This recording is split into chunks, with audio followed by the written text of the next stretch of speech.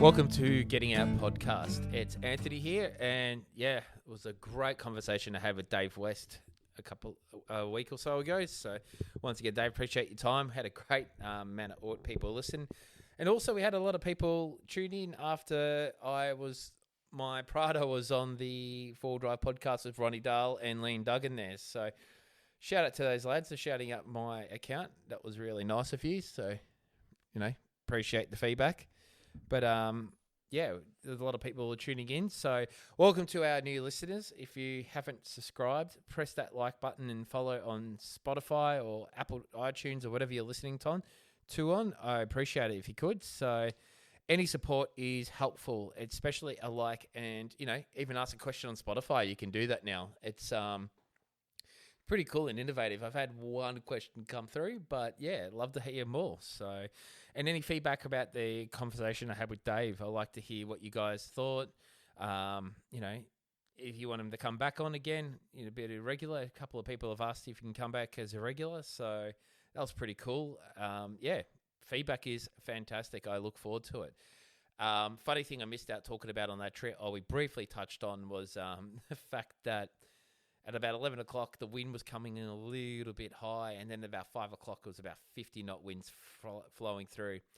Our tent held up really well because I used to screw in pegs from Super Peg, 220 mil long ones, to screw in with the drill, and I had it heavily roped down as well. So it really did help. It was quite funny because I was packing up and the kids were asleep, and then all of a sudden I looked in the tent and there's my two kids freaking out going, "Dad, it's really windy." And we were sort of camped under some trees, and just in case, and it's mandatory really, I threw the kids in the car, put them in the car, drove the car away from the trees, put the headlights onto where I was packing up, and put the kids in the car in the back seat with the torch to flash at me just in case if they needed some help.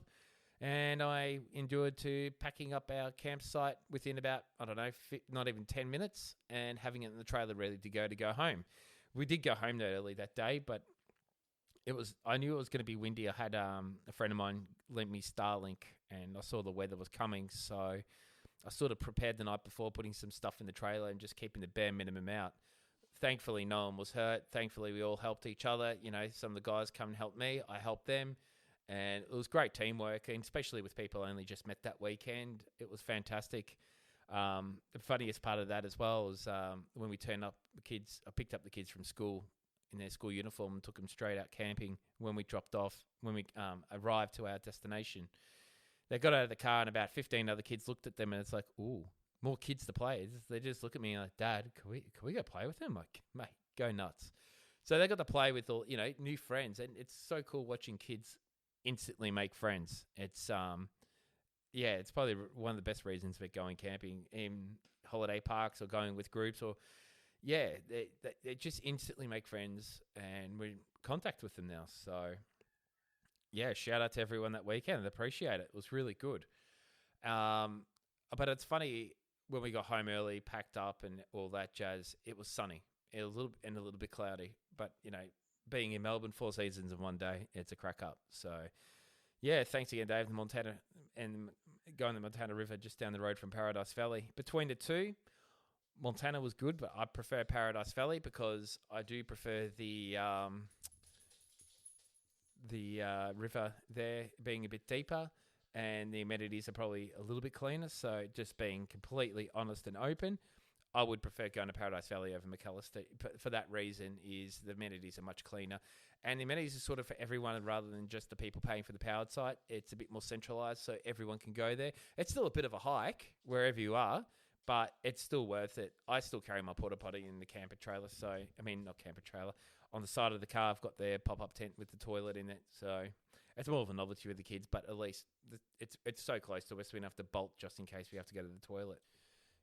So that's about it really on that one. But funny, I was on the Instagram lately, and it's the amount of people doing these raffles these days is wild. I know Patelli started at LMCT, but now you've got heaps of them doing it. It's absolutely crazy. And all the prizes they give, and, all the influencers they're using to spruik it, like, also having Trip in a Vans cars go on sale. Like, that's, that audience they're catching is wild.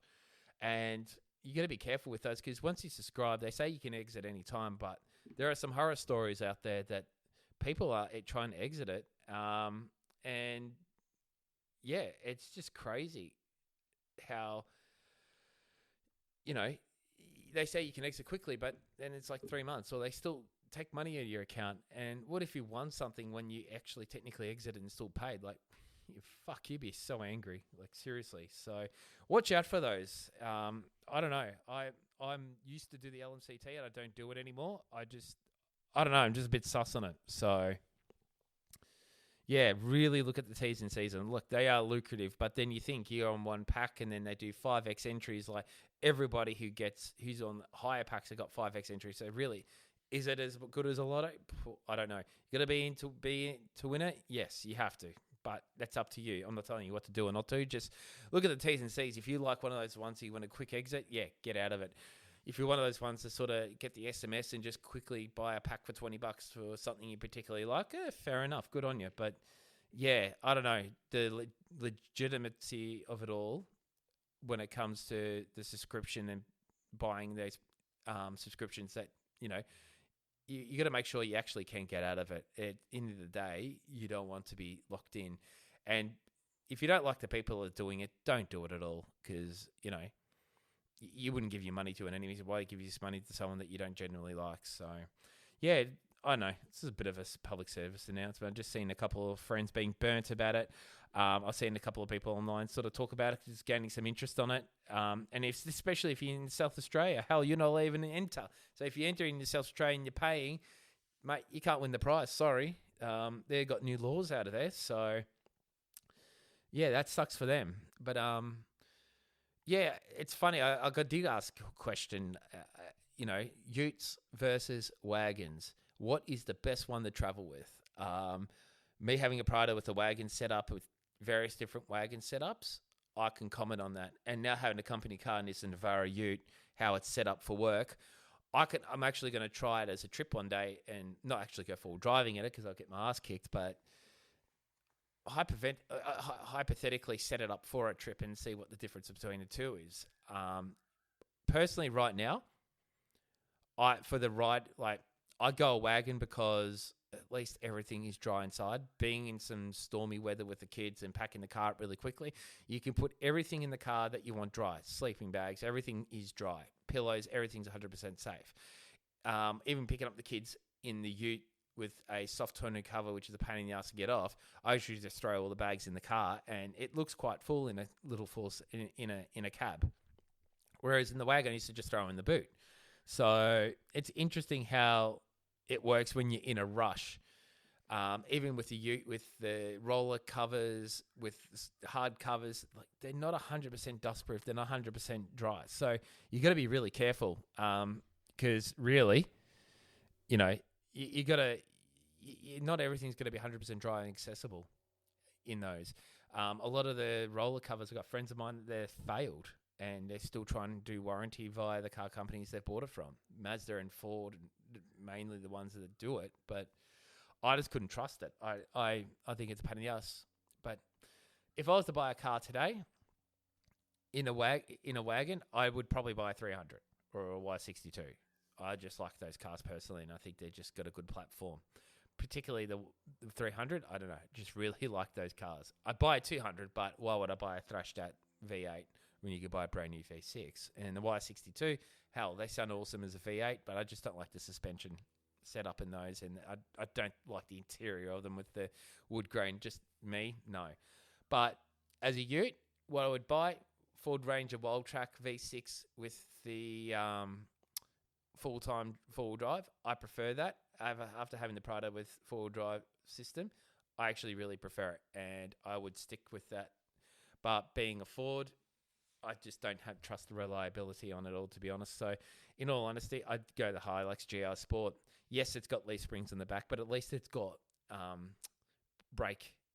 disc brakes at the rear and not drum brakes. The Ranger does too, but I don't know, the trustworthiness of a Hilux. I've had one before. It's a proven vehicle in the 2.8. I prefer that. And the GR Sport, just, hell, they look awesome. And it comes with everything you need. So call me a Toyota guy. I don't care. But yeah, Ranger or that, definitely. I do love the Amarok as a side one, but yeah, just the components and the reliability right now hasn't been proven to me yet, especially in the Ranger and VW. So, and the Mazda BT50 these days, they put this massive badge on it. Like, didn't they learn from the VF days when they put massive Holden badges on it, make it look like a pig? Like, seriously. The D-Max, it'd be the other one I get because they've been proven, but I want 4 disc. If there's 4 disc brakes available, I'd take that. I just don't think drum brake. I think drum brakes are such of the past, and a lot of the cars these days are going to come out with disc brakes. And if they're not listening to the market, and they're just going to open their eyes. And look, every manufacturer does it. Toyota need to put a V6 in that Hilux if they want to be competitive in the market moving forward. They've got a lot of work to do. They're really, like, their platform's over 10 years old now. It's time to get refurbished. It's time to get updated. In terms of comfort, the wagon is probably comfier with being in a bigger cabin. You got springs at the rear. Actually, the Navara has springs in the rear. I would actually prefer a Navara as well, but they are pretty small. I think if you're going to tow, I wouldn't use a Navara with the 2.3. I think you need a bigger engine in that, to be honest. I would say the wagons are comfier. You can put airbags in it if you need to put, or heavier duty springs if you're going to tow. They are designed to tow. Second battery systems, it's much of muchness. On my secondary batteries in the engine bay, so it does get warmer, but really I've never had an issue in 6 years. I've had it set up the way it is. You can put batteries in the rear behind the fridge or behind the drawer, whatever you got set up in the rear of a wagon, but I'm still a bit sus on putting lithium on the back. I would definitely get it done by an auto elec. I still run AGM, but I guess in the Ute, you can put it in the tray. You can put it behind the seats. But in a Ute, I probably would put it in the tray. It is, I put like a Red Arc Go block or some form of battery box that's waterproof to do that.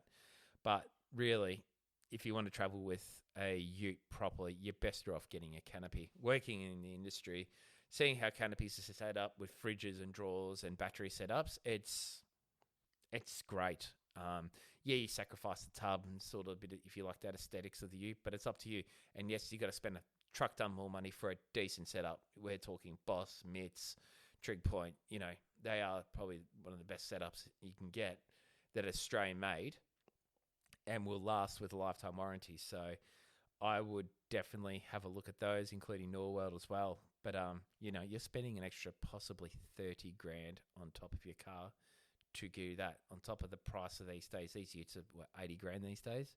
So really, you can buy a Prado or secondhand Prado for 60 grand, and you just put a fridge slide in the fridge, spend a couple of grand on the battery system, and you're laughing. And you got comfort, four-wheel drive, constant four-wheel drive. You got springs at the rear, you got disc brakes, and it's a bloody comfy vehicle that they're not. And also, people that know in particularly Melbourne, if you've got an E-tag, if you have a Hilux, Ranger, or BT50, any of those vehicles, it's a light commercial vehicle. It is double the tolls. In this climate, like to go down, say, from my house to East Link and back, or City Link and back, airport and back, say airport and back from my house, it's probably about $18 in tolls. Double it in a Ute. It's a joke. So it is fruit for thought. So I personally, and if you have to do tip runs and stuff with the Ute, if it's set up for off-roading, you pretty much got to take everything out and then put stuff in the Ute and clean it after. You're better off just hiring a trailer or have a trailer. I've got a 6x4 trailer sitting in my house, and I use that when I go to the tip with my wagon or Ute. It's just easier to clean. It's easier to set up. I also use it for camping. It's just plain and simple, just a bit easier to keep the car clean. Don't have to rip any 12 volts out or do anything. It's just, that's what works for me. So in conclude, if you want to look further into it, do so. But yeah, my opinion, I think a wagon-based vehicle for off-roading and everyday today life, it works great. A Ute, they're functional. They can take a bit more load, but unless you're putting a tray and canopy on it for some serious off, I think, a canopy mainly, I think, yeah, if you're looking to put in a canopy for off-roading, and traveling, yeah, I'd go that as well. Sorry, a bit tongue-twisted there. A little bit of passion on the topic there, so forgive me. My brain goes a million miles an hour sometimes. So, yeah, how do you guys set up your utes? How do you set up your wagons? I'm intrigued. How many people are sat there on the fence doing the pros and cons of both? I'd love to hear some feedback on that. So, yeah, please tell me what your thoughts are. So, yeah, I've got a couple of trips coming up. I'm doing a couple of day trips, planning for, maybe after winter this year as well. Work's been pretty hectic, to be honest, so trying to focus on that. Just focusing on maybe just do maybe a high country trip before the tracks close in June. Test a few things out. I was questioning getting a winch one day, but yeah, do I need it? Do I don't need it? I don't know. If I've gone solo traveling, yeah, I probably would love to have it as a backup plan just in case things get gnarly with the weather and you're bogged. So it'd be a bit of a no-brainer there, but it's, for me, it's extra weight on the front of the vehicle more than the extra cost of what it costs to do. Weight's a massive issue, especially when you start loading up on accessories. Already got the bull bar and everything on it, so I don't want to add extra weight onto it if I can. But is it if it becomes a safety thing in terms of I start doing more solo trips like that, you may need it. You can't just take it on and off when you need to for day to day, but my car's not really a daily, so I'm not really affected of day to day fuel consumption. So yeah, we'll see how we go. Watch this space, you never know. So yeah, what do you want to hear next? I've got some tips of probably winter camping coming into winter. Start preparing for it. Easter's coming up, guys. Be safe on the roads, please. It's going to be crazy with the last hurrah of weather, last hurrah of people trying to get away before the tracks close, and with Anzac Day weekend, a lot of people will be taking extra time off. So take it easy and help each other out. Give each other a wave on the. I think one thing that you could do that'd be pretty cool. Just you see another full driver going down the track and it's a narrow track. Just give each other like the g'day wave or something.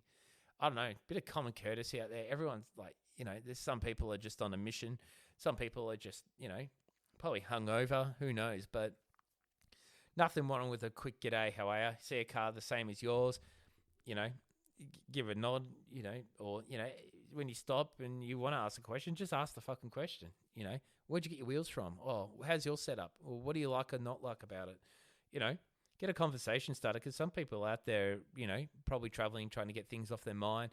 Probably many people, probably, who knows, what's the worth? They're either going to say, yeah, I want to have a chat or not. So, I don't know. Word of wisdom, give it a try. But look forward to hearing from you guys with any feedback. As I said, like and subscribe on here. We're also on YouTube as well. So, yeah, working on a few things in the background to see what we can do with this podcast and make it a bit more fun, have more guests on, because that was a great success. And yeah, look forward to hearing from you guys again.